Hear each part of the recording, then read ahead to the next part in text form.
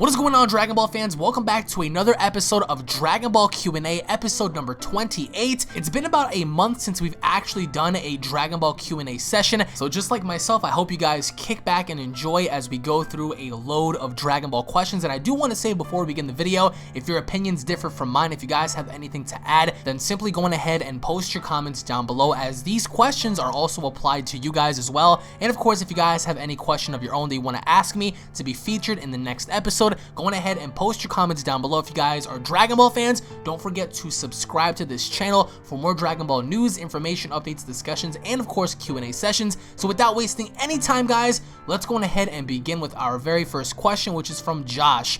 Hey Alex, just wanted to say that your content has been very engaging and I love your discussions as of late. It's very in-depth. Me and my coworkers listen to it and debate at work, so I was hoping you can feature this onto your next Q&A. Thank you, man.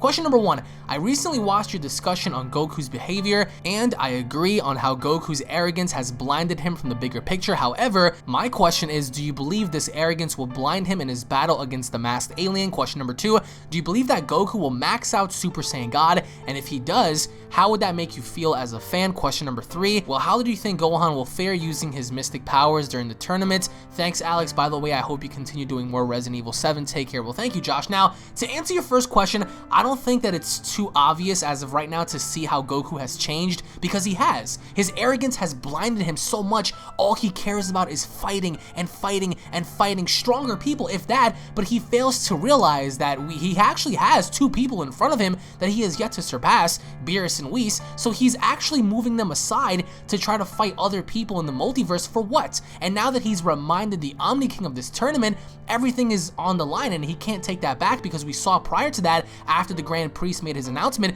Goku even said, well, do I talk to the Omni King about possibly changing his mind? And we said, no, I advise against that, because you can actually change his mood and he can erase you. So yeah, his arrogance has blinded him, and now, I mean, he does have a lot to prove, but do I believe that personally his arrogance will blind him against the battle against the masked alien? Honestly, judging based on the intro, and I'm only basing this on speculation, I think that this masked alien guy is going to really push Goku's buttons, but I don't really want to say that Goku's arrogance is going to blind him. I think that, yeah, sure, Goku's going to get pushed back a little bit, similar to how he fought here during the Universe 6 tournament.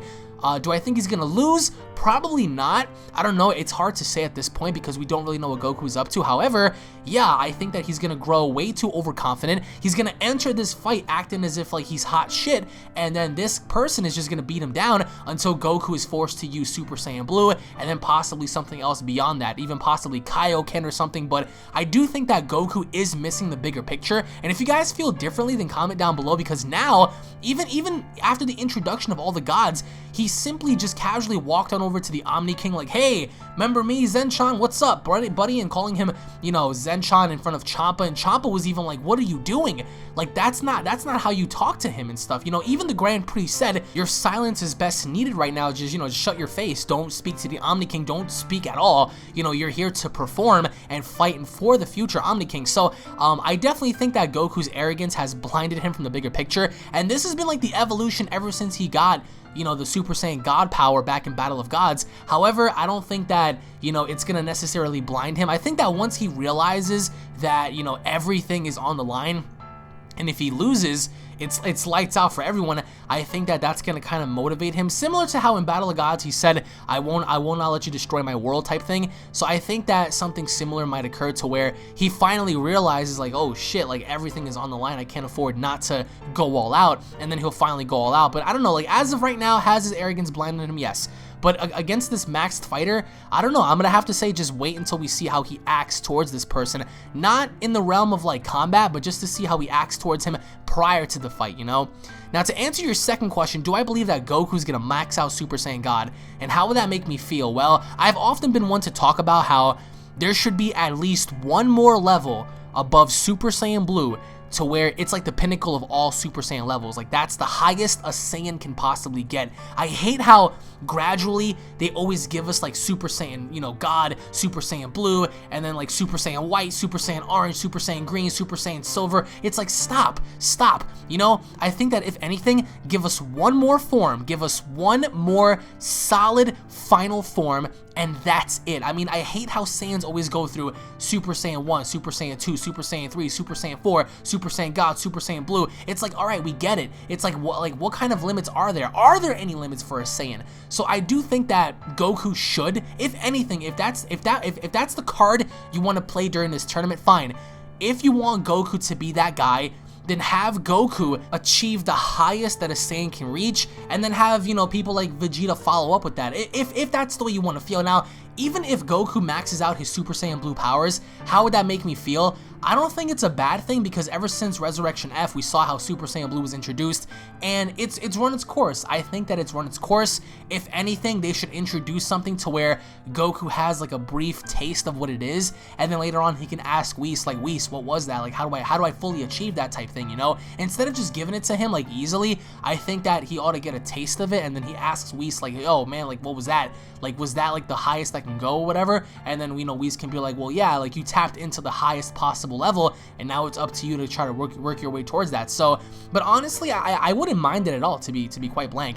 Now, to answer your final question, how will Gohan fare up using his ultimate powers during this tournament, or how far can he go? I think that Gohan has a lot of potential. If he does max out his dormant powers and unleashes his mystic powers fully, then he's gonna be a problem. Gohan's gonna be a tank. And if you reckon, back in Dragon Ball Z, he was stronger than Super Buu, bro. He was stronger than Super Buu before he fused. So technically, this would make Gohan the third strongest fighter on the team, bar none. And then follow that, you'd have Majin Buu, and then Piccolo, and then everyone else. So it would be Goku, Vegeta, Gohan, Majin Buu, and then company.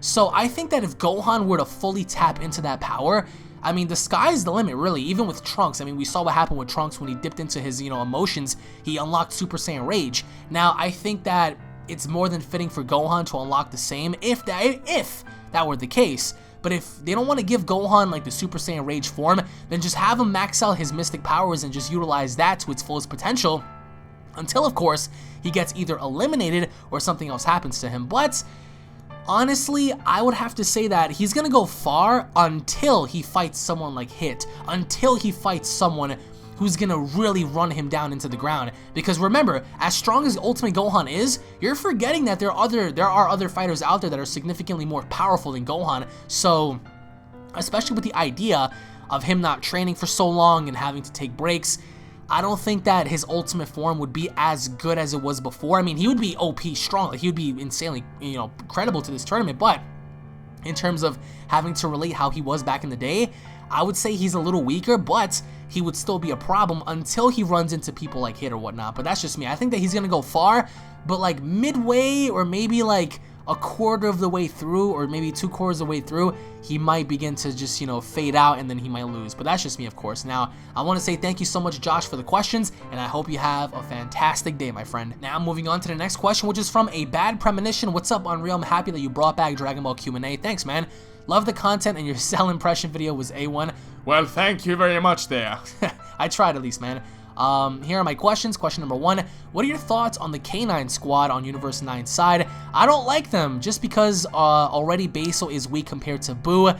Buu was only toying with Basil. What do you think? Question 2, do you think Vegeta has more to prove since now he's away from the first rounds of the tournament, especially with Goku, who trained with Whis? Do you think Vegeta will go further than Goku, or the opposite? Okay, well, to answer your first question, I love the K9 squad. I love the Wolf Pack. I love, you know, Bergamo, Lavenda, and Basil. Like, they're awesome. We have a fox, we have a coyote, and we have a wolf. Now, I love how they're all cheaters. I love how Bergamo is a master of poison. I love how Lavenda poisons Gohan's eyes. I love how Basil is gonna pull some shady stuff during this tournament. So, I think that, yes, Basil might be the weakest of the squad, but he certainly isn't, you know, a bad fighter. We saw how he fought, you know, against Majin Buu. Like, he kicked him around like it was easy. Yes, Buu was toying around with him. However, I wouldn't say that he's, like, really weak. I think that Basil, in his own realm, is pretty strong. However, I like the overall design of these wolves and these, like, foxes and shit. I think that it looks really cool. In terms of Buu toying around with Basil, we're gonna have to wait and see, because the episode drops this Saturday, guys, and I really hope you guys go ahead and tune back into the review, because we have a lot to talk about this Saturday. I just think that overall, in general, Buu's gonna beat him. Boo's definitely gonna beat him. And you know, I don't mind that too much, because at least this actually gives something for Boo to do into beating someone, for God's sakes, because now thus far Boo hasn't done anything, just like Gohan. So I think Boo ought to beat Basil, Gohan ought to beat Lavenda, and Goku ought to beat Bergamo. This ought to be a 3-0 ratio in Universe 7 blowing out Universe 9. However, I like the K9 squad. I think they're pretty cool, and I love the fact that they're kind of like cheaters in a way. So because we saw how like even the Supreme Kai of that universe was just like, so like what's in it for us, you know, type thing. So I think that's pretty cool. But in terms of the wolves, I really do enjoy them. Now, to answer your second question, Vegeta does have a lot to prove, in my opinion.